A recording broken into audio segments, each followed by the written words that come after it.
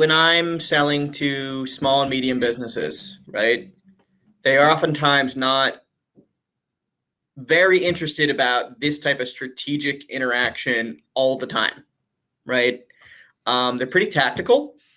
And like, look, every customer I've ever talked to says, I want to be secure, with a few exceptions.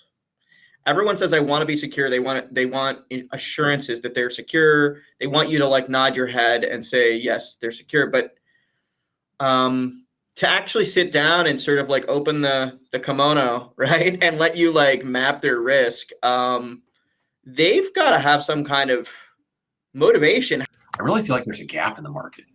And he said, well, what's the gap? And I said, the gap's like, there's a lot of MSPs that are really trying to do the right thing, right? And like they really want to provide a really good quality service to their customer base.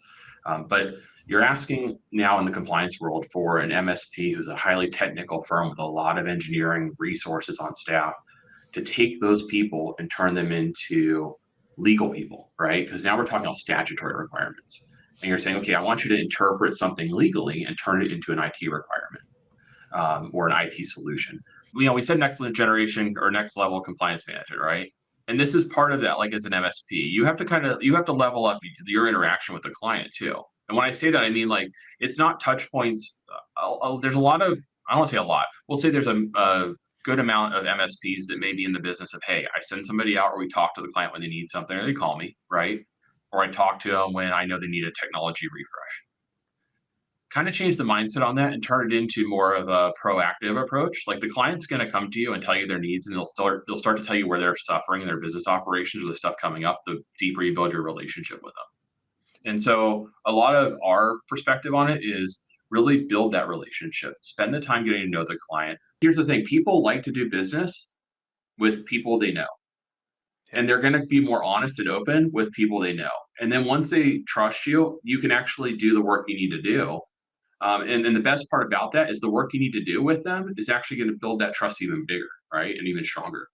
And so I think it's a different approach because it's a lot more hands-on. I want to say it's more consultative, right? Because you feel like you're actually interacting a lot more with the client. But the reality is you can actually kind of readjust your business processes to accommodate that.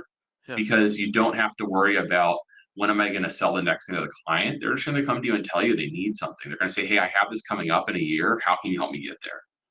Well, and you drew on an interesting point, which is, it's a little bit of a difference in the perspective and approach from the MSP to the client perspective, in that, they're starting to talk, hopefully from a compliance perspective, more about plans that are longer term.